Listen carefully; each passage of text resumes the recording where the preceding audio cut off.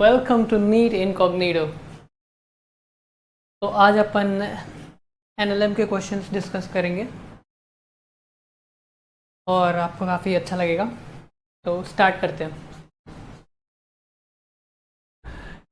पहला question, in the figure a ladder of mass m as shown in the figure leaning against a wall, it is in static equilibrium। आप underline करते जाओ जो भी words keywords आपको important लगे। Making an angle theta with the horizontal, the coefficient of friction between the wall and the ladder is mu1 and that between the floor and the ladder is mu2। the normal reaction of the wall on the ladder is n1 and that of the floor is n2। if the ladder is about to slip then। तो ये चार option है और ये आपका multiple correct answer वाला question है क्योंकि ये जेई का PYQ है।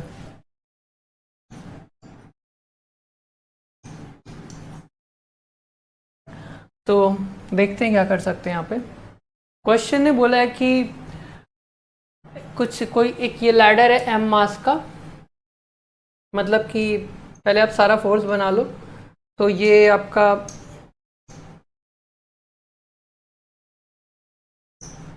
mg, उसके बाद थीटा से हॉरिजॉन्टल है और ये स्टैटिक इक्विलिब्रियम में, मतलब mg को कोई बैलेंस तो कर ही रहा होगा। The coefficient of friction between the wall and the ladder is mu1। तो वॉल और लैडर के बीच जो कोफिशिएंट ऑफ फ्रिक्शन है वो mu1 है और फ्लोर और लैडर के बीच में जो कोफिशिएंट ऑफ फ्रिक्शन है वो mu2 है। The normal reaction of the wall on the ladder is n1। तो ये जो कॉन्टैक्ट पॉइंट है इस डायरेक्शन में आपका n1 लगेगा। तो जो लैडर और इसके बीच का रिएक्शन फोर्स दिया है वो आपका n1 दिया है, ठीक है। और and that of the floor is n2। और ये फ्लोर और इसके बीच में भी रिएक्शन, ये भी इस पे एक नॉर्मल रिएक्शन लगाएगा, उसकी वैल्यू जो है वो n2 दी है।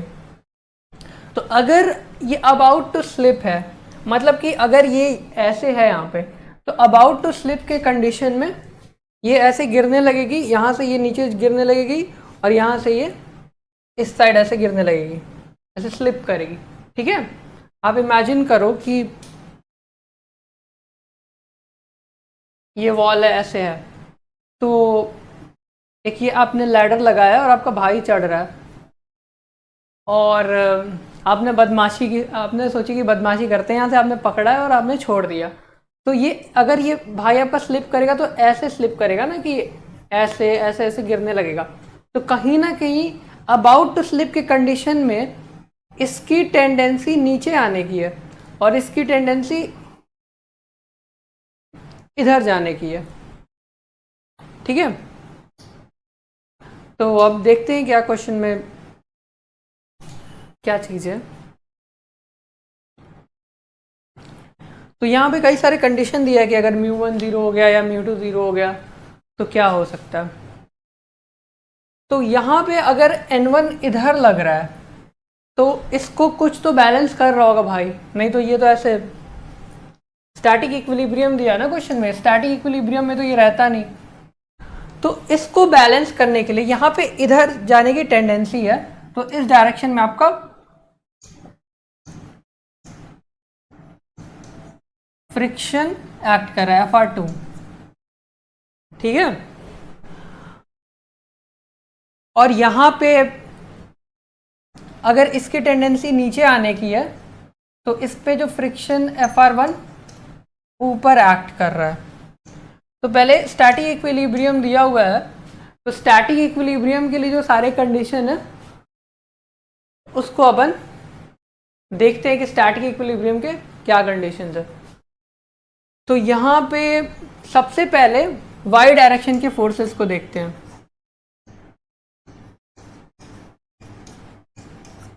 वाई डायरेक्शन की फोर्सेस को अगर अपन देखें तो यहाँ पे N2 ऊपर के डायरेक्शन में लग रहा है और फ्रिक्शन जो Fr1 है वो ऊपर के डायरेक्शन में लग रहा है और नीचे के डायरेक्शन में आपका mg लग रहा है। ठीक है, अगर अपन x डायरेक्शन की बात करें तो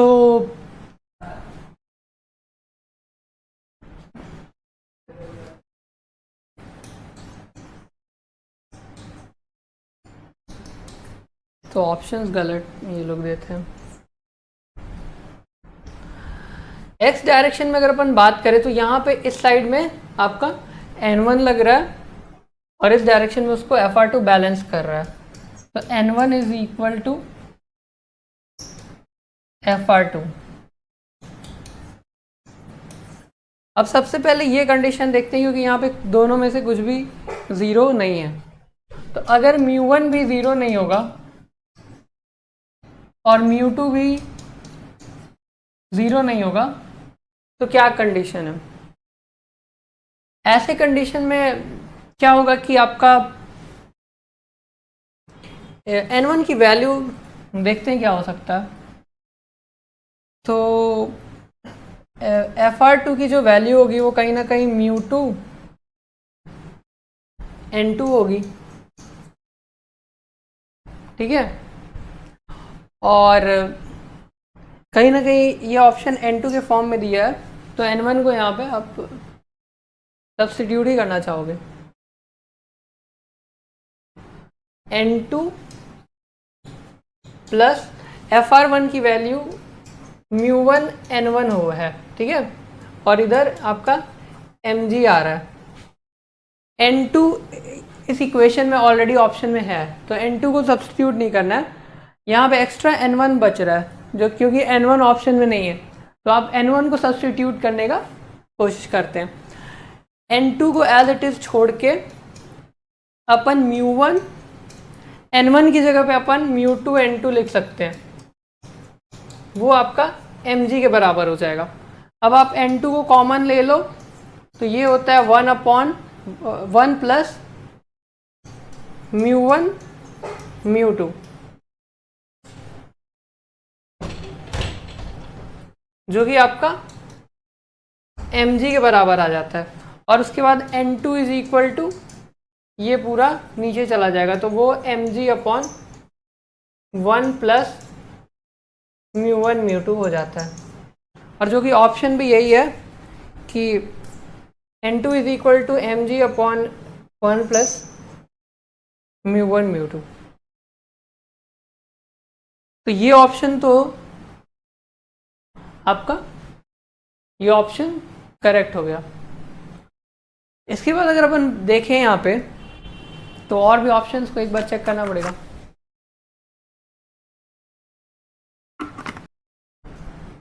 तो अगर अपन दूसरे ऑप्शंस को चेक करना चाहें तो कहीं ना कहीं टॉर्क का यूज़ होगा, जो कि एक रोटेशनल मोशन का कॉन्सेप्ट है, तो कुछ लोगों को प्रॉब्लम हो सकता है, तो आप उसको इतना माइंड मत करना, सिर्फ डिस्कस करने के पॉइंट ऑफ व्यू से अपन कर रहे हैं।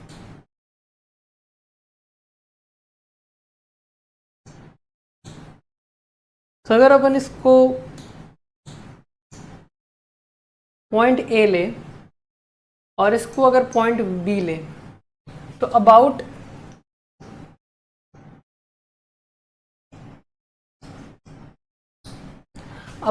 ए अपन टॉर्क को टाउ नेट को 0 ले रहे हैं। ठीक है, ऑब्वियसली ले सकते हैं भाई, क्योंकि उसने स्टैटिक इक्विलिब्रियम बोला है, और अगर इक्विलिब्रियम वर्ड यूज़ कर रहा है तो आपका इक्विलिब्रियम वर्ड में दोनों आ जाता है, रोटेशनल इक्विलिब्रियम भी और आपका ट्रांसलेशनल इक्विलिब्रियम भी। और जब भी इक्विलिब्रियम की बातें होंगी तो ऑब्वियसली एक चीज़ क्लियर रहेगा कि नेट फोर्स भी 0 होगा और नेट टॉर्क भी 0 होगा। तो यहाँ पे इस पॉइंट पे नेट टॉर्क को 0 ले रहे हैं। अब यहाँ पे एक चीज़ आपको इंटरेस्टिंग देखनी होगी, कहीं ना कहीं ऑप्शन देख के ही आप अपने आगे के अप्रोच को विजुअलाइज करेंगे।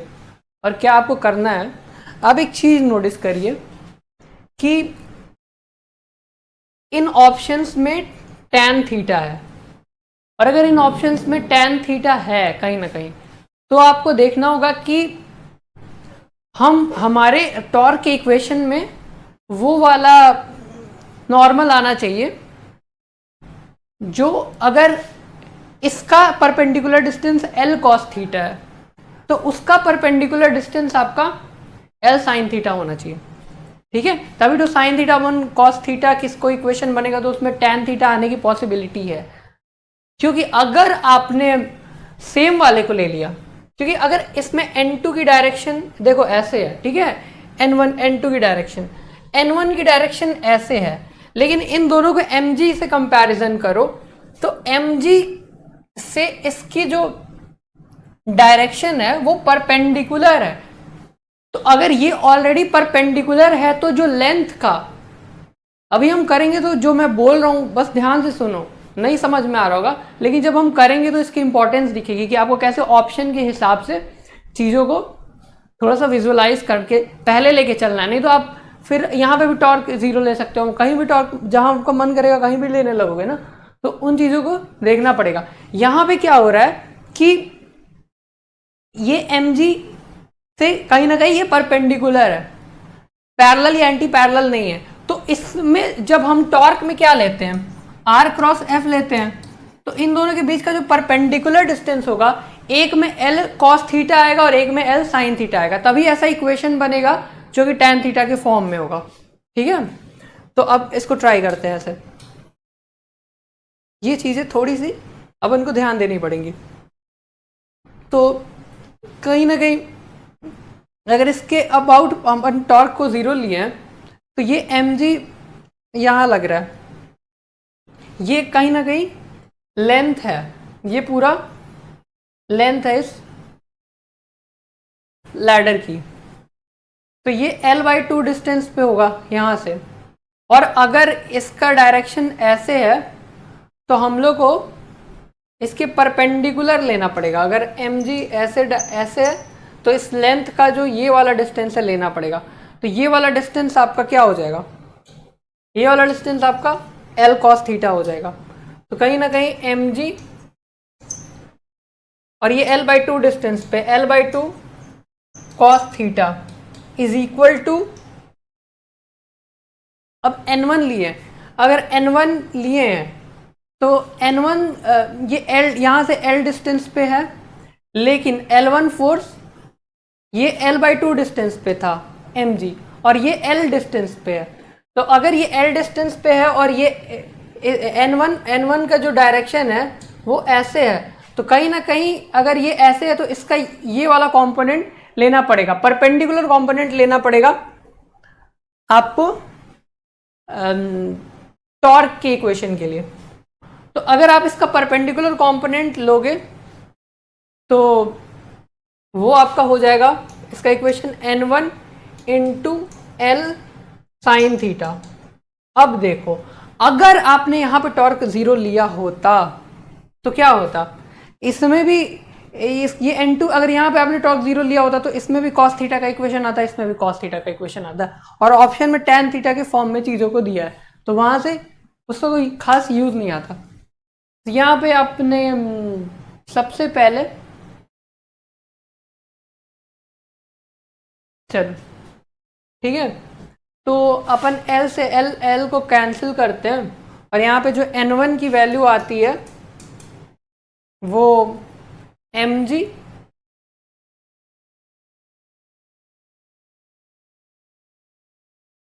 n2 tan theta. ओके, ये cos थीटा इधर जाता है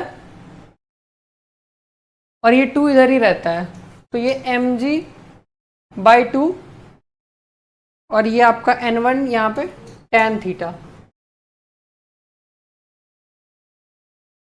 तो अगर आपका जो μ1 0 होगा और μ2 नॉन ज़ीरो होगा, तो n1 tan theta is equal to mg/2 आएगा। ठीक है,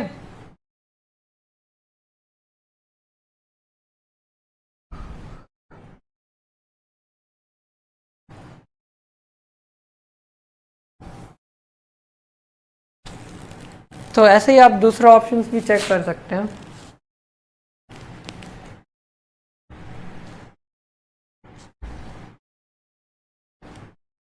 कहीं ना कहीं n1 है, सॉरी अगर n1 जीरो हो जाएगा तो FR1 ही जीरो हो जाएगा। FR1 जीरो हो गया,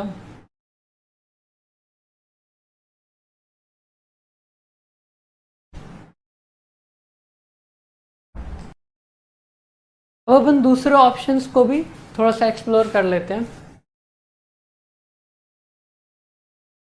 हालांकि अब ये रोटेशन का बन रहा है थोड़ा सा, तो उतना मतलब नहीं इसको इसमें अभी और डिस्कस करने का, बट यहाँ तक कर लिए तो कर लेते हैं। अगर अब यहाँ पे आपने देख लिया कि μ1 ज़ीरो था और μ2 नॉन ज़ीरो था। अब अगर μ1 ही आपका नॉन ज़ीरो है और μ2 अगर आपका ज़ीरो हो गया तो क्या होगा?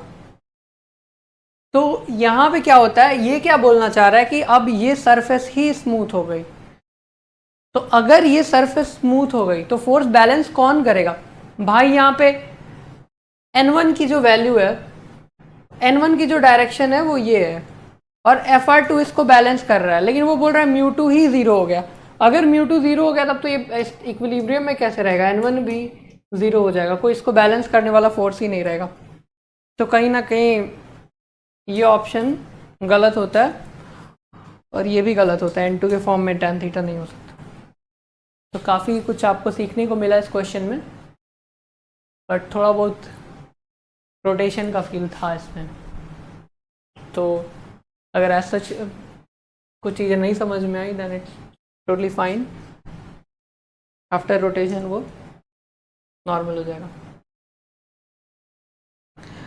अब नेक्स्ट क्वेश्चन की बात करते हैं। The upper half of an inclined plane of an inclination theta is perfectly smooth while the lower half is rough.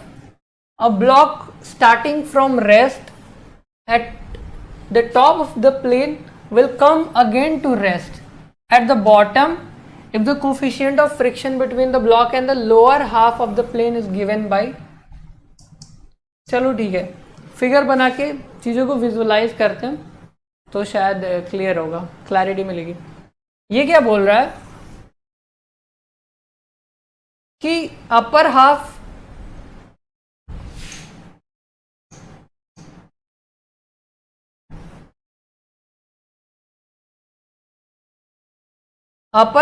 जो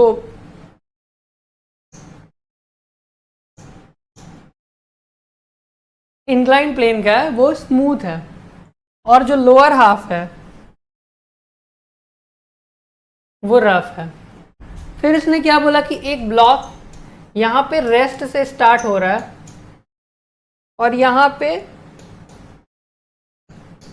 लास्ट तक जाते जाते भी वो रेस्ट पे हो जा रहा है बॉटम में, और कोफिशिएंट ऑफ फ्रिक्शन आपको बताना है इसकी वैल्यू। ये एंगल आपका थीटा है। तो इसमें भी थोड़ा सा एनएलएम कॉम्प्लेक्स हो जाएगा अगर अपन यूज़ करें तो ट्राई करते हैं कि वर्क फॉर एनर्जी से हो जाए, क्योंकि अगर ये work done is equal to change in kinetic energy होता है। ठीक है, अब अगर ये आपको इक्वेशन पता है तो यहाँ पे ग्रेविटी वर्क कर रहा है, नॉर्मल का तो वर्क परपेंडिकुलर हो जाएगा फोर्स के, एक्स की value,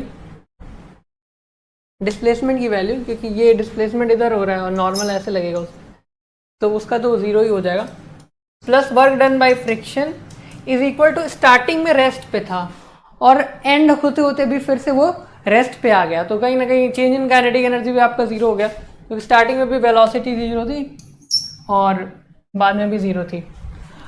work done by gravity क्या होगा? तो जो वर्क डन बाय ग्रेविटी होगा वो mg इस डायरेक्शन में जो फोर्स लग रहा है वो mg साइन थीटा लगेगा, और जो भी इसका l लेंथ होगा इस पाथ का, तो mg sine theta into l। ये थोड़ा सा ही दूसरी तरीके से दिखेगा, mgl साइन थीटा, ठीक है।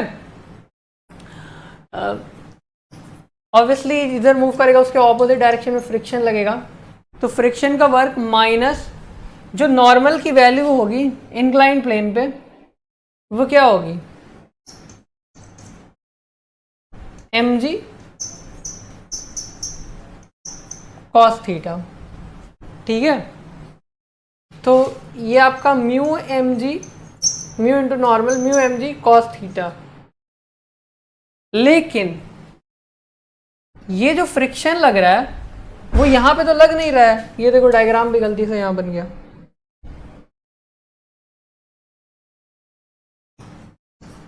फ्रिक्शन तो यहां से स्टार्ट हो रहा है, मतलब सिर्फ l/2 डिस्टेंस में ही फ्रिक्शन लग रहा है। इधर कहीं लगेगा, इधर मूव कर रहा है तो फ्रिक्शन इधर लगेगा रिलेटिव मोशन के ऑपोजिट, और इधर जो नॉर्मल होगा वो म्यू mg कॉस थीटा होगा। डिस्टेंस l/2 है, ठीक है, ये 0 हो गया। तो ये एक लाइन का ही, अगर आप मतलब ऐसे एक्सप्लेन करना है तो मैं ऐसे धीरे धीरे कर रहा हूँ। ऑब्वियसली जब आप करोगे तो सीधे आप इसको माइंड में विजुअलाइज करके mgl sine theta is equal to mu mgl/2 cos theta, ऐसे आप लिखोगे, इसको कैंसिल करोगे और म्यू की वैल्यू जो होगी वो 2 tan थीटा के बराबर आएगी, ठीक है। तो आप ऐसे करोगे तो सिर्फ यही एक ही लाइन का होगा। यहाँ पे एक्सप्लेन करना था चीज़ों को, तो मैंने इसको थोड़ा टाइम दिया। बट एग्ज़ाम में या फिर टेस्ट में आप सॉल्व करो, आप डायरेक्ट लिख लो, उतना आप 2-3 क्वेश्चन करोगे इसका तो आइडिया हो जाएगा। नेक्स्ट क्वेश्चन देखते हैं। तो ये क्वेश्चन भी एडवांस का ही है, थोड़ा सा लैडर प्रॉब्लम, क्योंकि ऑप्शंस ज़्यादा होते हैं तो डिस्कस करने में थोड़ा सा टाइम लगता है। बट फिर भी 11th की फिजिक्स इंटरेस्टिंग है comparatively very much.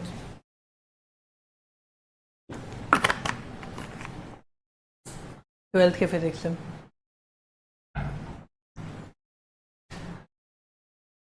A block of mass 1 के m1 को 1 kg दिया है, ठीक है। डायग्राम बनाते चलते हैं यार।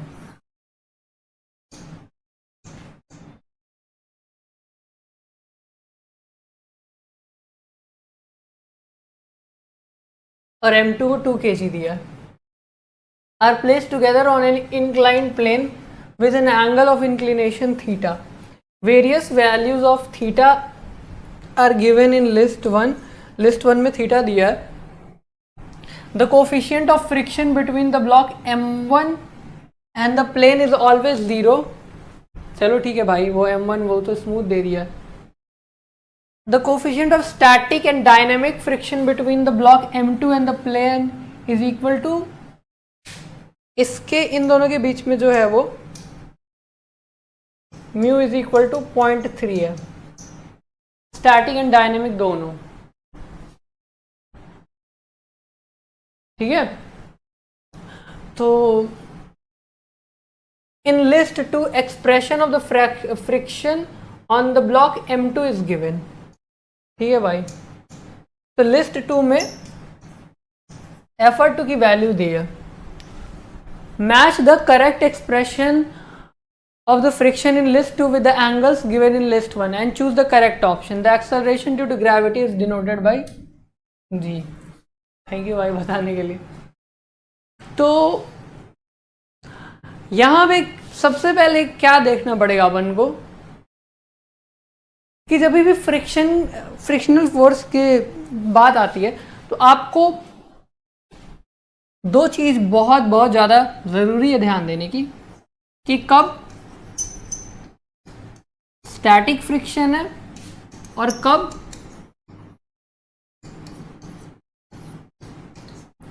काइनेटिक फ्रिक्शन है, ठीक है।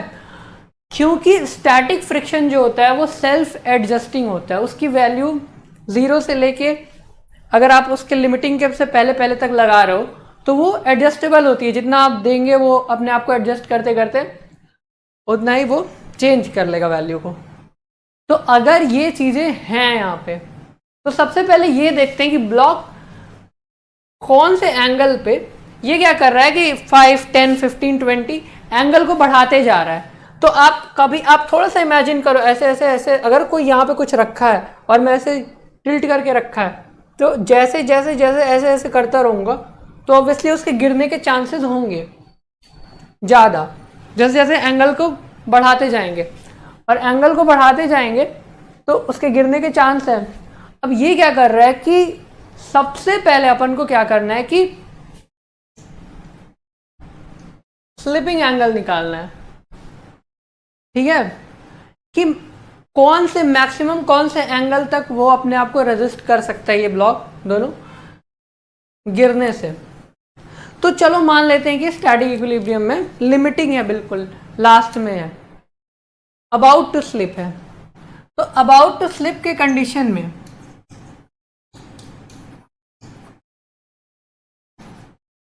अबाउट टू स्लिप के कंडीशन में अगर ये ब्लॉक अगर ये ऐसे रखा हुआ है तो नीचे जो फोर्स लग रहा है जो इस ब्लॉक को गिराना चाहता है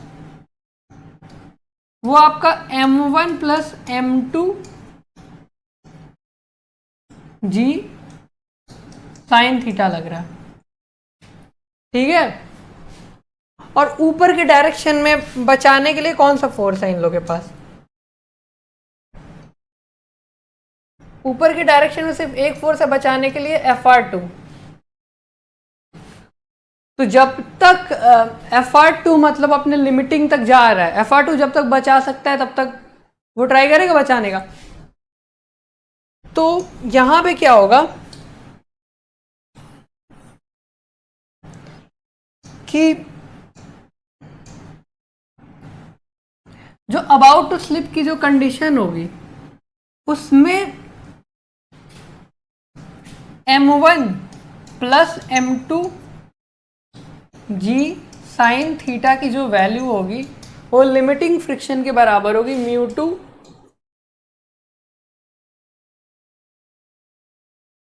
m2 जी कॉस थीटा, ठीक है, क्योंकि यहाँ पे जो फ्रिक्शन लगेगा अब नॉर्मल जो लगेगा वो μ2 m2 जी कॉस थीटा लगेगा। तो इसकी जो वैल्यू आएगी आपकी m1 प्लस m2 आपका 213, ये जी से आप जी तो कैंसिल ही कर दो पहले, 3 sine theta is equal to μ2 की जो वैल्यू है वो 0.3 है। अगर ये μ2 की वैल्यू 0.3 है, m2 की वैल्यू 2 है और ये cos थीटा, तो जो अगर ये इधर जाएगा तो ये tan theta is equal to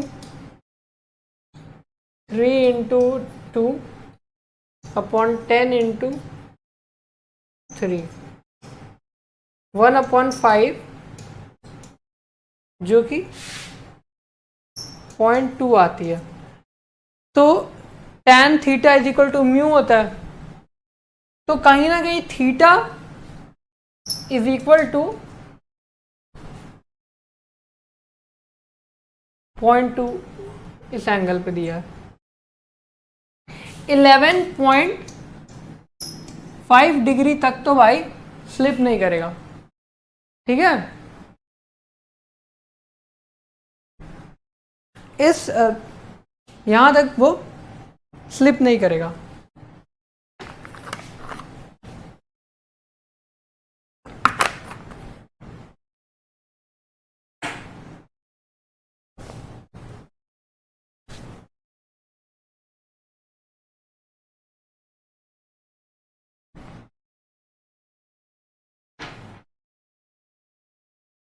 अगर यहां तक स्लिप नहीं करेगा मतलब कि 0 से लेके 11.5 के बीच तक 0 से लेके 11.5 से बीच बीच तक स्टैटिक फ्रिक्शन आपका लग रहा होगा, क्योंकि m1 plus m g sine theta, तो अगर ये थीटा 0 होगा तो 0 लग रहा होगा। ऐसे बढ़ाते बढ़ाते बढ़ाते बढ़ाते 11.5 तक ये बेचारा खुद को एडजस्ट कर रहा होगा स्टैटिक फ्रिक्शन। इसको कोई दिक्कत नहीं था कि भाई मैं हूं ना, वो जितना दे रहा था उतना वो एडजस्ट करके उतना ही फोर्स दे रहा था इधर से। तो कहीं ना कहीं जो Fr2 की वैल्यू होगी, जो फ्रिक्शन की वैल्यू होगी, वो 5 डिग्री आपका 11.5 से छोटा है। तो फ्रिक्शन की वैल्यू m1 प्लस m2 जी साइन थीटा होगी उस टाइम, ठीक है, थीटा 5। तो यहाँ पे क्या बोल रहा है कि अभी 11.5 आया नहीं है, और अगर 11.5 नहीं आया भाई तो सिंपल सी बात है कि फ्रिक्शन एडजस्ट कर रहा है अभी तक खुद को, तो जितना भी थीटा का वैल्यू लेके जितना भी इस की वैल्यू आएगी वो Fr2 एडजस्ट करके इसके बराबर एडजस्ट कर लेगा, तो P का आपका 2 हो जाएगा। 10 डिग्री अभी भी 11.5 नहीं आया है, तो ये थीटा फिर बढ़ जाएगा, लेकिन उसके हिसाब से अभी भी लिमिटिंग नहीं है, तो Fr2 भी बढ़ जाएगा और फिर अपने आप को यहाँ पे ले जाके एडजस्ट कर लेगा। तो P का आपका 2 होगा और Q का भी आपका 2 होगा। अब मज़ेदार बात ये है कि 15 डिग्री आपका जो है वो 15 डिग्री की वैल्यू बड़ी है, और 15 डिग्री की वैल्यू बड़ी है, तो अब यहाँ पे काइनेटिक फ्रिक्शन को रोल में आना पड़ेगा।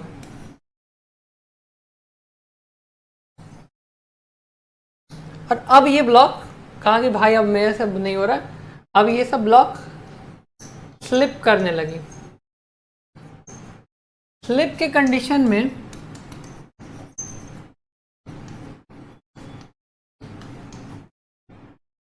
काइनेटिक फ्रिक्शन लगेगा, और जिसकी काइनेटिक फ्रिक्शन की, क्योंकि m1 ब्लॉक पे तो कोई है नहीं, Fr2 की जो वैल्यू होगी काइनेटिक फ्रिक्शन के कंडीशन में वो तो कांस्टेंट होगी, जो कि म्यू m2 cos थीटा, यहाँ पे थीटा 15 डिग्री है तो cos 15 हो जाएगी। तो यहाँ पे r का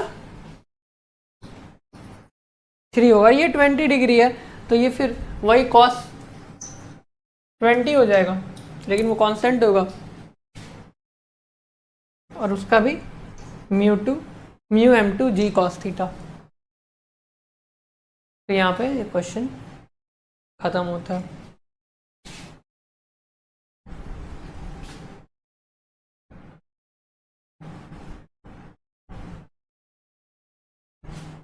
R3 और S3।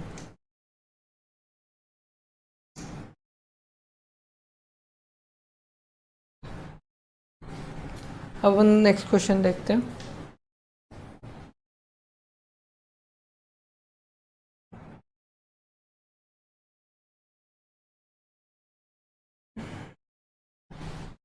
When a body slides down from rest along a smooth inclined plane making an angle 30 with a horizontal, it takes time t. When the same body slides down from the rest along a rough inclined plane making the same angle through the same distance, it takes time alpha t, where alpha is a constant greater than 1, the coefficient of friction between the body and the rough. चलो भाई, जब तक diagram नहीं बनाएंगे तब तक कोई मतलब नहीं है। दो केस की बात की है, दोनों केस में पहले क्या क्या सेम है वो आप लिख लो, चीज़ों को इजी होगा उसको अप्लाई करने में। तो यहाँ पे 30 डिग्री है, वहाँ पे भी 30 डिग्री है, सेम इंक्लाइन प्लेन है, मतलब डिस्टेंस तो सेम ही होगा, तो जो लेंथ है वो दोनों एक रफ है वो तो चेंज होगा ही, but through the same distance. तो ये भी L है और ये भी आपका L है। अब यहां पे क्या होता है कि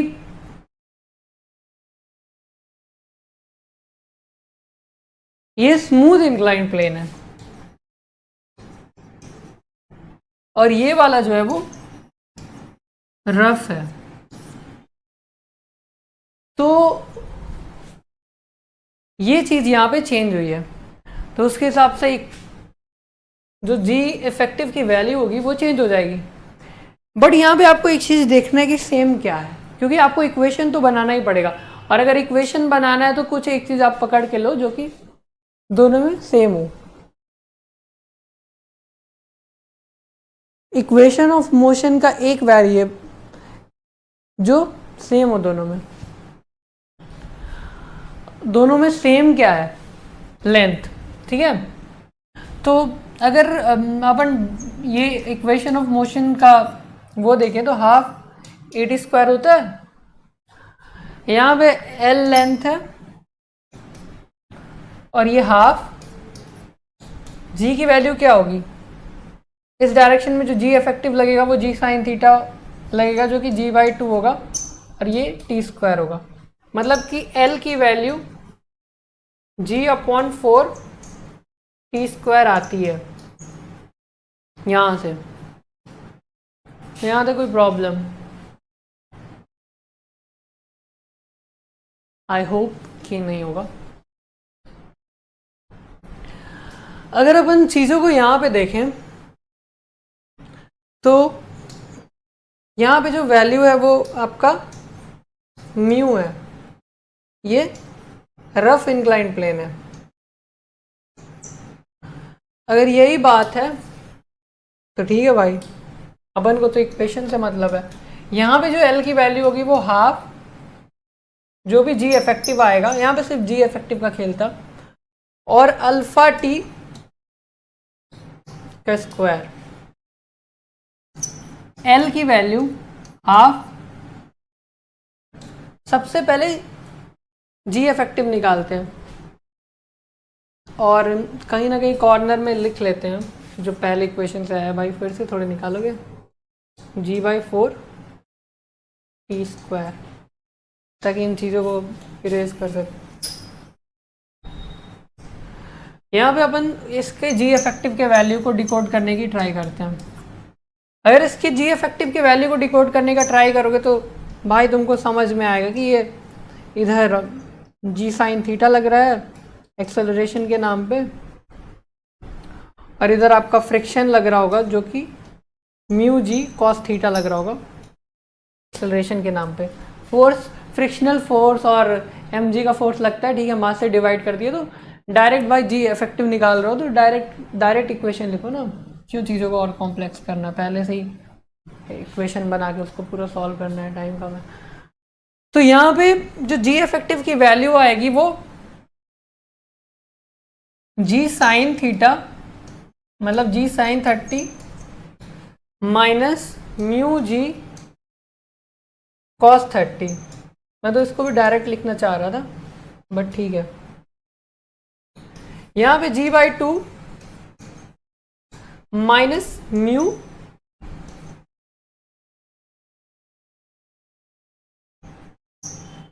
जी। तो अगर अपन जी बाई 2 को कॉमन ले, ठीक है, g by 2 minus mu root 3 by 2 g, ठीक है ठीक है। जी बाई 2 को कॉमन लें तो ये हो जाएगा 1 माइनस म्यू रूट 3 जी, और इसकी वैल्यू अगर यहां रखे तो जी बाई 2 1 माइनस म्यू रूट 3, ये तो जी तो ये तो हट गया ना, कॉमन ले ली, into alpha square t square.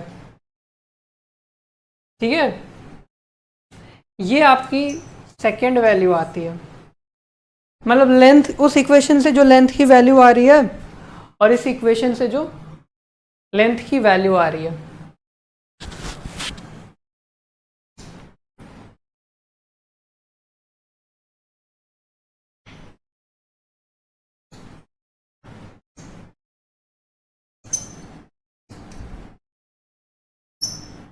g/4 1 minus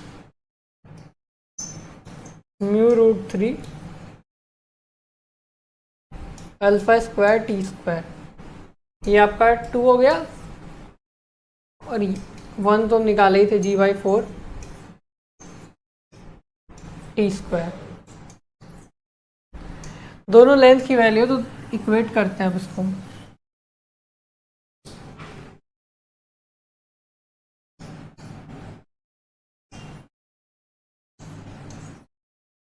GD²/4 is equal to g/4 1 minus μ√3 alpha square t square. यहाँ पे GT²/4 को GD²/4 से कैंसिल किया जाता है और कैंसिल करने के बाद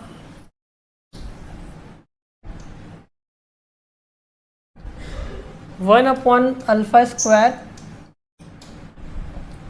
इज इक्वल टू 1 माइनस μ√3। ठीक है, वो अल्फा स्क्वायर इधर आ गया और इसको अगर μ√3 को इधर रखेंगे तो 1 माइनस 1 अपॉन अल्फा स्क्वायर हो जाएगा। इधर आप एलसीएम लोगे तो ये अल्फा स्क्वायर माइनस 1 हो जाएगा और √3 इधर जाएगा तो ये आपका mu is equal to 1 upon √3 alpha square minus 1 upon alpha square. तो यहाँ पे √x के जगह पे 3 आएगा। रूट के अंदर इस इक्वेशन के कंपैरिजन में उस इक्वेशन को बोला था लिखने को। तो ये सारी चीज़ें हैं।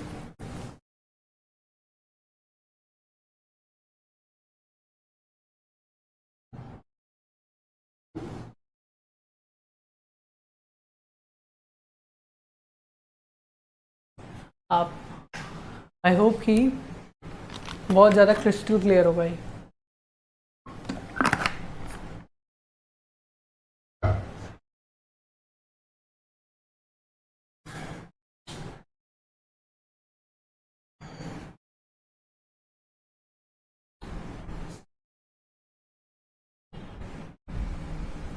नेक्स्ट क्वेश्चन देखते हैं। तो ये 2 ब्लॉक सिस्टम है, काफ़ी फेमस है, ये स्टैंडर्ड क्वेश्चन है। 2 ब्लॉक्स मास 0.5 kg।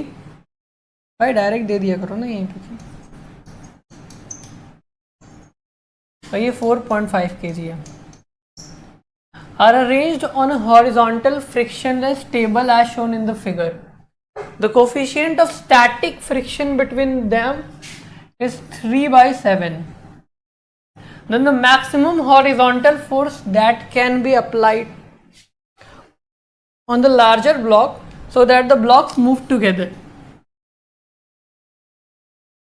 तो ठीक है, चीज़ों को देखते हैं कैसे क्या कर सकते हैं। देखो भाई, अगर ये ब्लॉक है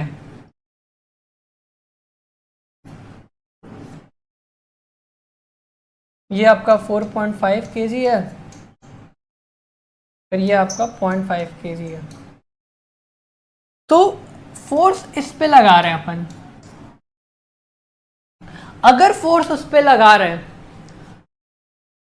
तो कायदे से इस पे तो कोई फोर्स लग नहीं रहा है और दोनों को साथ में मूव करना है। तो इस पे फोर्स लगाएंगे अगर, तो इसको भी साथ लेके जाना है। मैक्सिमम ऐसा ये फोर्स का वैल्यू बताना है कि दोनों साथ में मूव करें। तो आखिर ऊपर वाले को कौन सा ऐसा फोर्स है जो ऊपर वाले को मूव कराएगा। अगर इसकी अपन बात करें यहाँ पे, तो इन लोगों के बीच में कुछ भी फ्रिक्शन है म्यू, और ये वाला जो स्मूथ है, तो ये फ्रिक्शन जरूरी नहीं है कि मोशन को अपोज करे। ये एक मिसकंसेप्शन है जो अपने दिमाग से निकाल दो कि फ्रिक्शन opposes relative motion, ठीक है, और फ्रिक्शन ऑलवेज अपोजेस मोशन गलत है। यहां पे इस फ्रिक्शन की वैल्यू के वजह से ही 0.5 kg उसके साथ चलेगा या 0.5 kg मूव करेगा, क्योंकि उस पर तो कोई फोर्स लग ही नहीं रहा भाई, आप थोड़ा आगे लगा रहे हो, नीचे वाले पे ना, आपने बोला कि लगाने को फोर्स। तो क्योंकि ये जा रहा था और इस पे फोर्स नहीं लग रहा था, इसकी टेंडेंसी रुकने की थी या रिलेटिव मोशन नहीं था, तो फ्रिक्शन इसके सपोर्ट कर रहा है। अब यहाँ पे मैक्सिमम जो ये जो स्टैटिक फ्रिक्शन की वैल्यू 3/7 दी है, तो मैक्सिमम जो फोर्स Fr मैक्स उस पर कितना लग सकता है ऊपर वाले पे, उसकी मैक्सिमम एक्सेलरेशन कितनी हो सकती है? तो उसकी जो मैक्सिमम एक्सेलरेशन हो सकती है वो म्यू इंटू एन होगी। तो जो म्यू है वो 3/7 है और 0.5 मतलब 5/10 जी, ये आता है आपका 15/7 न्यूटन। और जो इसकी मैक्सिमम एक्सेलरेशन है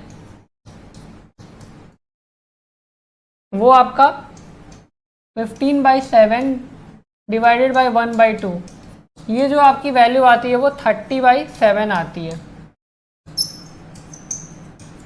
ये इस वाले ब्लॉक की, क्योंकि वो तो फ्रिक्शन की वजह से चलेगा, मैक्सिमम एक्सेलरेशन है। अगर वो मैक्सिमम एक्सेलरेशन है तो दोनों को अगर सेम एक्सेलरेशन से चलना है तो वो तो भाई मैक्सिमम उतने से चल सकता है, तो इसको भी उसी से चलना पड़ेगा। तो जो एफ मैक्स होगा जहाँ तक ये लोग साथ चलेंगे वो अब तो ये पूरा सिस्टम हो जाएगा जब दोनों साथ चलेंगे। तो ये आपका 5 kg 5 इंटू ए मैक्स जो अभी अपन ने निकाला 30/7 वो 150/7 आती है। फिर आप डिवाइड कर लो, नियरेस्ट इंटीजर बोला है तो वो 2 14 1 पॉइंट समथिंग और तो वो आपका 21 न्यूटन, ठीक है। तो ऐसे क्वेश्चन में आप देखो कि फ्रिक्शन उस वाले को हेल्प करेगा मूव करने में, और अगर उस वाले को हेल्प कर रहा है मूव करने में तो कहीं ना कहीं जो आपकी जो इससे आप इसका मैक्सिमम एक्सेलरेशन निकाल सकते हो, क्योंकि वो स्टैटिक फ्रिक्शन की वैल्यू दी हुई है और उससे आप सबसे पहले मैक्सिमम फोर्स निकालोगे, उससे मैक्सिमम एक्सेलरेशन ऊपर वाले ब्लॉक का निकालोगे और दोनों को साथ चलाना है तो वो पूरे सिस्टम का वही मैक्सिमम एक्सेलरेशन होगा, उसके हिसाब से आपका फोर्स आएगा, क्योंकि सिस्टम को तो यही फोर्स चला रहा है ना, पूरे सिस्टम को।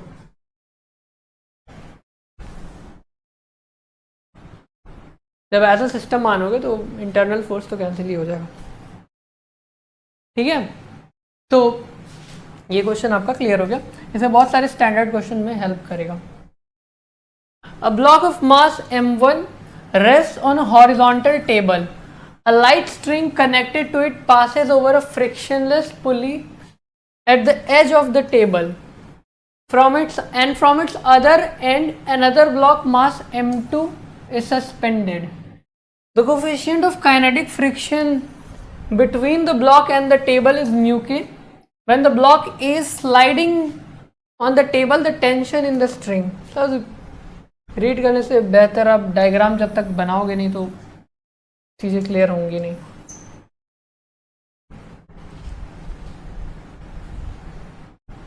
M1 जो है वो रेस्ट कर रहा है, M2 जो है वो सस्पेंडेड है। इसकी जो वैल्यू दी है वो म्यू की दी है काइनेटिक वाले की। When the block is sliding down the table, the tension in the string. तो आप ठीक है m2g माइनस म्यू के m1 और फिर ये m2g ये सब चीज़ें कर सकते हो, बट यहाँ पे थोड़ा सा इंट्यूटिव ऑप्शन वाला डिस्कस करने का मेरा मन था तो मैं वो डिस्कस करना चाहता हूँ। मान लो कि फ्रिक्शन नहीं होता, ठीक है, अगर ये फ्रिक्शन नहीं होता टेंशन कितना आता भाई, एक्सेलरेशन कितना आता, एक्सेलरेशन की वैल्यू आती तुम्हारी m2g upon m1 plus m2। अब ये देखो कि यहाँ पे म्यू की वैल्यू 0 करने पे ये इक्वेशन किस में बन रहा है। अगर इसको म्यू की वैल्यू 0 कर देते हैं मान लो, और ये फिर टेंशन जो होगा वो ये तो ए ही होगा, तो m1 a, तो वो तो m1 m2 g m1 plus m2। तो म्यू की वैल्यू 0 करने पे ये ऑप्शन तो क्लिक कर रहा है, म्यू की वैल्यू 0 करने पे ये ऑप्शन क्लिक कर रहा है। अभी ये दोनों ऑप्शन क्लिक कर रहा है। म्यू की वैल्यू 0 करने पे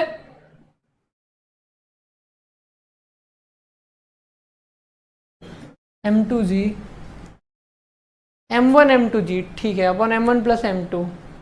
और म्यू की वैल्यू 0 करने पे m2g upon m1 plus m2। ये तो होगा नहीं भाई, कहीं ना कहीं यहाँ ऑप्शन में ये म्यू की वैल्यू 0 करने पे ये m2g upon m1 plus m2 ये भी नहीं हो सकता, क्योंकि सिर्फ ये m2g कर दिए, वो तो एक्सेलरेशन की वैल्यू आई है। तो टेंशन की दो वैल्यू आपकी ऑलरेडी कैंसिल हो गई है। तो आप हमेशा जो वेरिएबल होता है उसको 1 और 0 के बीच में ऑसिलेट करो ऑप्शन में, और ये क्विकली होगा। यहाँ पे एक्सप्लेन कर रहा हूँ तो चीज़ें थोड़े से डिटेल में करें। अब इसको 1 ले लो, अगर फ्रिक्शन की वैल्यू 1 हो जाती तो ऐसा तो होता नहीं कि ये इक्वेशन आ जाता। यहाँ पे अगर 1 करोगे तो ये 0 आ जाएगा, लेकिन यहाँ अगर आप 1 करोगे तो आपको भी पता है कि कुछ रेजिस्टेंस दिखाएगा। 1 तो बहुत ही ज़्यादा वैल्यू होती है, और यहाँ भी तो 0.5 या कुछ था तो इक्वेशन आ रहा था। तो ये ऑप्शन भी आपका एलिमिनेट हो जाएगा और आंसर ए चला जाएगा। बाकी आपको कन्वेंशनल से चलना है तो वो तो acceleration is equal to m2g minus mu के m1g upon m1 plus m2 होता ही है।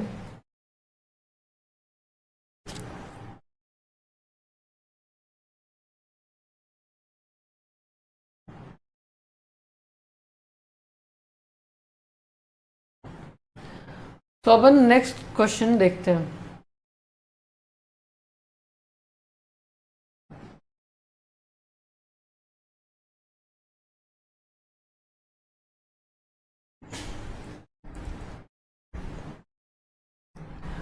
अब यहाँ पे जो नेक्स्ट क्वेश्चन देखेंगे अपन, तो क्या बोल रहा है कि an object of mass m initially at rest on a smooth horizontal surface starts moving under the action of a force, constant force है 2 न्यूटन का। In the process of its linear motion, the angle theta, as shown in the figure, between the direction of the force and horizontal varies as theta is equal to kx। तो भाई यहाँ पे ना force को very किया है ना displacement को यहाँ पे कुछ किया, इसने क्या कर दिया कि थीटा एंगल को ही वेरी कर दिया। मतलब जैसे जैसे जैसे ये ब्लॉक चलेगा थीटा थीटा थीटा चेंज होता रहेगा, ठीक है। मतलब कि ये ब्लॉक इस फोर्स की वजह से जैसे जैसे थोड़ा थोड़ा आगे बढ़ेगा, थीटा की वैल्यू चेंज, थीटा की वैल्यू चेंज, थीटा की वैल्यू चेंज, थीटा की वैल्यू चेंज होती रहेगी, ठीक है भाई। तो where k is a constant and x is the distance covered by the object, मतलब बाद में कवर करने के बाद कहीं ना कहीं इन दोनों के बीच की जो दूरी होगी वो x होगी, bye the object from its initial position. The expression for the kinetic energy of the block will be। फिर ये पता नहीं इतने सारे क्वेश्चंस वर्क पावर के आ गए यार।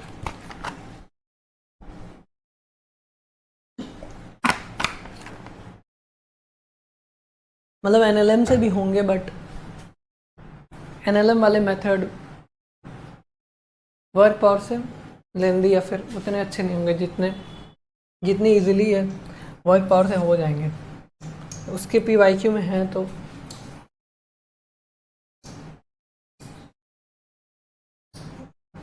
यहाँ पे क्या होता है कि work done is equal to change in kinetic energy होगा। अब the expression for the kinetic energy of the object will be, तो वर्क निकाल लेते हैं, वही एक्सप्रेशन काइनेटिक एनर्जी का भी होगा। इन चीज़ों को देखने के लिए यहाँ पे वर्क की अगर अपन बात करें तो F एफ कॉस थीटा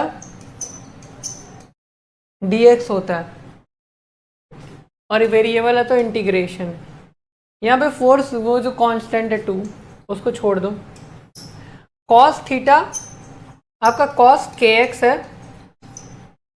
क्योंकि थीटा kx से वेरी कर रहा है, dx। तो यहाँ पे आपका जो कॉस ये तो 2 होगा, और इसका जो इंटीग्रेशन होगा वो आपका साइन kx अपॉन k आएगा। तो इसका जो एक्सप्रेशन हो जाएगा वो 2 अपॉन k साइन, और वो kx है तो ठीक है भाई, थीटा kx और kx है यहाँ पे, kx वो थीटा ही क्या है, तो 2 अपॉन k साइन थीटा, ये आपका एक्सप्रेशन आया। वर्क डन का जो कि चेंज इन काइनेटिक एनर्जी का होगा, क्योंकि इनिशियली तो रेस्ट पे था, तो जो भी काइनेटिक एनर्जी आएगी वो जितना वर्क डन होगा उसके बराबर ही होगी। तो यहाँ पे जो n की वैल्यू है वो 2 हो जाएगी, ठीक है।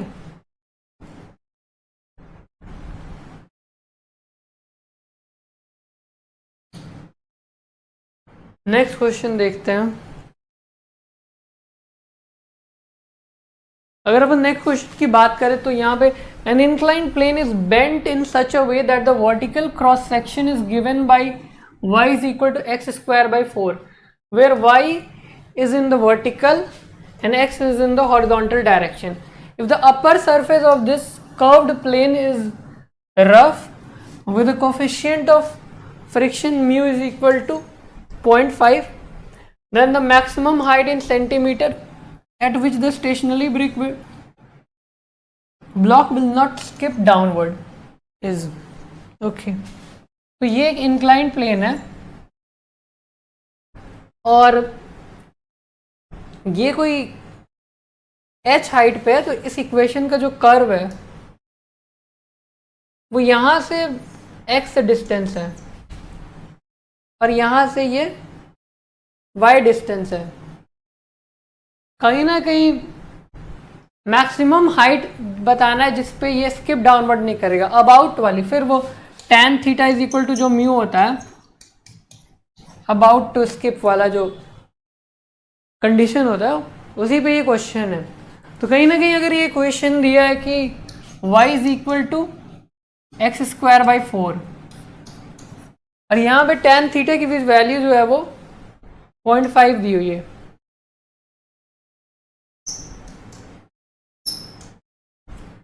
tan थीटा एक तरीके से स्लोप भी होता है, तो यहां से स्लोप निकाल लेते हैं और उसको tan थीटा के बराबर कर देंगे। dy by d x is equal to 2x upon 4, और ये 2 हो गया। तो जो tan थीटा की जो वैल्यू होगी वो x बाई 2 होगी, x by 2 is equal to 0.5, तो x की जो वैल्यू आ जाएगी वो 1 आ जाएगी, ठीक है। अब x की वैल्यू जो 1 आती है यहाँ में, लेकिन मैक्सिमम हाइट पूछा है, मतलब y की वैल्यू पूछा है, तो इस इक्वेशन में x की वैल्यू 1 डाल देते हैं तो y की वैल्यू आ जाएगी, तो y is equal to 1 upon 4, और उसको 100 से मल्टीप्लाई करोगे तो वो 25 सेंटीमीटर आ जाएगा।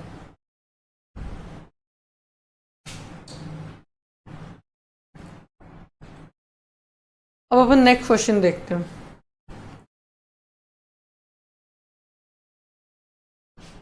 तो यहाँ पे क्या बोल रहा है कि अब a block of mass m on an inclined plane of an angle theta, the coefficient of friction between the block and the plane is mu, और यहाँ पे tan थीटा म्यू से ज़्यादा है। ये कंडीशन याद रखना कि भाई ये वो कुछ फ्रिक्शन बैलेंस नहीं कर रहा है, वो tan थीटा ज़्यादा है तो वो गिर सकता है। अगर उस पर यहाँ पे बोले अगर उस पर फोर्स नहीं लगाएंगे तो वो गिर ही जाएगा। The block is held stationary by applying a force P, वो बोल ही दिया, parallel to the plane. The direction of the force pointing up the plane is taken to be positive.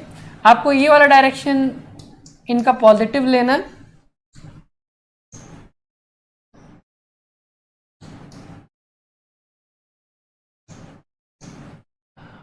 और ये वाला डायरेक्शन आपको नेगेटिव लेना। S P is varied from P1 is equal to, जो आप फोर्स लगा रहे हैं वो वेरी कहाँ से कहाँ तक कर रहा है, mg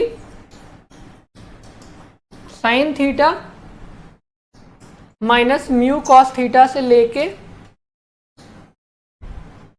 mg sine theta plus mu cos theta. ठीक है, वहां से वहां तक ये वेरी कर रहा है। अब ये अगर वेरी कर रहा है तो भाई देखते हैं क्या चीजें हैं। यहां पे ये अबाउट टू स्लिप था, मतलब अबाउट टू स्लिप क्या था, वो स्लिप हो ही जाता अगर आप ऊपर से ये पी फोर्स उसको बैलेंस नहीं किया होता। तो अगर ये कंडीशन था मतलब कि इसकी जो टेंडेंसी है वो नीचे गिरने की है, तो इस पे फ्रिक्शन जो है वो ऊपर लगेगा। ठीक है, और ये P भी ऊपर लगेगा। अगर ऐसा कुछ सिनेरियो बनता है तो जो P plus F R is equal to mg sine theta होगा। ठीक है, इसीलिए ये जो P की वैल्यू है स्टार्टिंग में mg sine theta minus F R की, एफ आर है तो एफ आर तो म्यू mg कॉस थीटा ही होगा। ये आपकी स्टार्टिंग वाली वैल्यू है। अगर ये स्टार्टिंग वाली वैल्यू है तो ये ग्राफ किसके किसके बीच में पूछा है, इस वाले एक्सिस पे P की वैल्यू है और इस पे फ्रिक्शन की वैल्यू है। यहां पे फ्रिक्शन की value mu mg cos theta है और वो भी डायरेक्शन पॉजिटिव है, क्योंकि इसने बोला है कि ऊपर वाला डायरेक्शन, इधर वाला डायरेक्शन पॉजिटिव लेंगे। ठीक है, तो पहले तो देख लो कि कौन कौन से ग्राफ में पॉजिटिव है। इसमें तो P1 की वैल्यू ही जो है आपका नेगेटिव से स्टार्ट हो रहा है, यहाँ पे 0 से स्टार्ट हो रहा है, ये दो ग्राफ हट गया। चलो ठीक है, इसमें स्टार्टिंग वैल्यू पॉजिटिव है, इसमें स्टार्टिंग वैल्यू पॉजिटिव है, मानते हैं। अब क्या देखना है यहाँ पे कि भाई हो क्या रहा है। कहीं आपको भी दिख रहा होगा कि जो P की वैल्यू है वो पहले ये थी और लास्ट में ये हो गई, ये तो वो कहना चाह रहा है, बट एक्चुअल में क्या हो रहा है यहाँ पे ये अपन लोगों को देखना है। यहां पे क्या हुआ कि इसने P की वैल्यू को मान लो बढ़ाते गया। P की वैल्यू को जब इसने बढ़ाया तो एक टाइम ऐसा आया होगा कि भाई इधर आपका mg साइन थीटा लग रहा है। ठीक है, और इधर आपका फ्रिक्शन लग रहा था, लेकिन मान लो कि P की वैल्यू mg साइन थीटा के बराबर हो गई, तो क्योंकि ये तो P इस एक्सिस में P है भाई, मतलब P की वैल्यू को तो बढ़ाना है और तब फ्रिक्शन की वैल्यू को चेक करना है। तो जैसे जैसे इस इक्वेशन में अगर ये दोनों मिल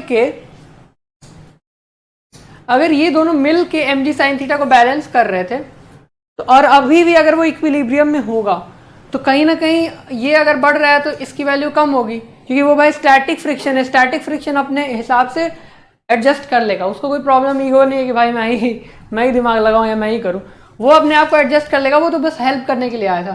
तो जब ये खुद सेल्फ कैपेबल हो जाएगा तो वो सेल्फ एडजस्टिंग है friction, static friction self adjusting है तो वो कम होते जाएगा। तो इस वाले ग्राफ में देखो कि फ्रिक्शन की वैल्यू कम हो रही है और यहाँ पे 0 भी होगी। 0 कब होगी ये देख लेते हैं, हालांकि ये तो क्लियर हो गया कि अब यही आंसर होगा, बट देख लेते हैं चीज़ों को। 0 कब होगी कि भाई P mg साइन थीटा के बराबर हो गया, तो फ्रिक्शन को रोल में आना ही नहीं है भाई, तब तो फ्रिक्शन को रोल में नहीं आना, तो उस केस में 0 होगी। और उसके बाद मान लो mg साइन थीटा से ज़्यादा हो गया, तब तो ऊपर जाने की टेंडेंसी हो जाएगी, और अगर ऊपर जाने की टेंडेंसी हुई तो फ्रिक्शन अपना डायरेक्शन ही बदल लेगा, फ्रिक्शन की डायरेक्शन नीचे हो जाएगी। ठीक है, और फिर और P बढ़ाओ भाई, तुम और P बढ़ाओगे तो फिर फ्रिक्शन भी अपना एडजस्ट करने के लिए बढ़ता जाएगा। तो ये और ये वाला डायरेक्शन इसने नेगेटिव लेने को बोला, वो पॉजिटिव, तो इसीलिए ये ग्राफ ऐसे चला जा रहा है।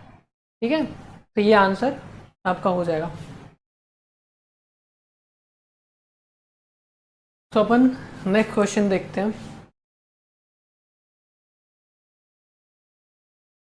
Two boxes of mass 2 kg and 8 kg are connected by a massless string passing over smooth pulleys. Calculate the time taken by the box of 8 kg to strike the ground starting from rest. So in this question, first we should find tension. What are the values of tension at different points? So here the value of tension will be, if we take T, then here also T, here also T, and here 2T. So we got the values of tension at different points. Now what we should do is we should make FBD so that we can get different equations. Alright, so first, and now the 8 kg one is heavier one, so take its acceleration downward and take its acceleration upward, and both the tension values are, they are different string, or the tension values are different, so different acceleration. If you are taking it A2, then take it A1. Now make for 8 kg FBD. If we try to make in this direction 2T tension and in the downward direction 8G, means 80 Newton force, and the net acceleration is downward we have taken. So what equation will come is 80 minus 2T is equal to 8A1. So this is the first equation. Let's take it as equation number 1. Now if we make a FBD of 2 kg block, now we are making the FBD of 2 kg block. Here net acceleration is A2 upwards, and in upward direction the force is T, in downward direction it's 20 Newton. So the equation will be T minus 20 is equal to 2A2. This is the second equation. Now we will have to find some relation between A1 and A2 so that we can substitute the values and get answer. So let's try. From constraint equation, it will be clear that 2T multiplied by A1 is equal to T into A2. Now we all know that this is not the exact equation. It's T1 A1 dot product plus T2 A2 is equal to 0, and then since here tension and acceleration is anti-parallel and here tension and acceleration is parallel, one will be negative.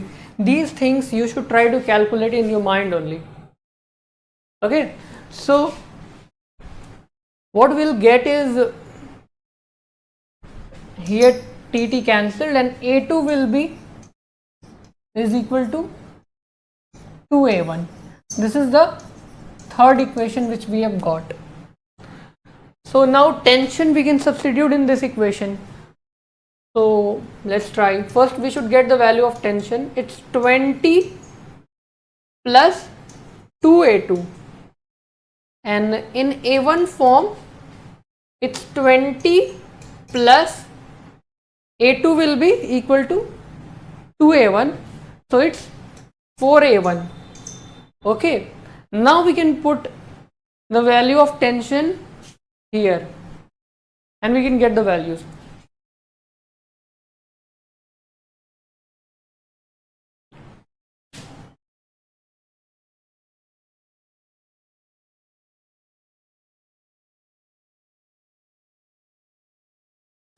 Now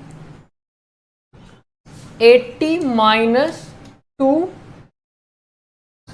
in place of t we can write 20 plus 4a1 is equal to 8a1.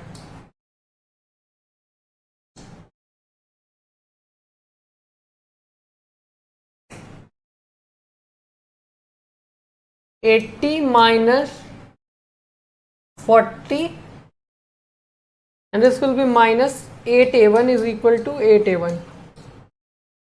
80 minus 40, 40 is equal to 16a1. 4, 10. a1 is equal to 2.5 meter per second square. Now we got the value of a1. Now let's see what the question is asking. Calculate the time taken by the box of mass 8 kg to strike the ground. So from the rest, ठीक है, it's starting from the rest, so u is equal to 0, s is equal to, the distance is given 20 centimeter, and we have to calculate time, and acceleration we have already calculated. So s is equal to half a t square. T square will be equal to 4 upon 25. So t will be equal to 2 upon 5, that is equal to 0.4 second. So we got the answer.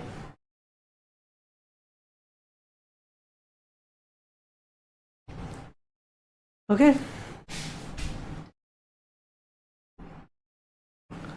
So it was the last question. Thank you very much.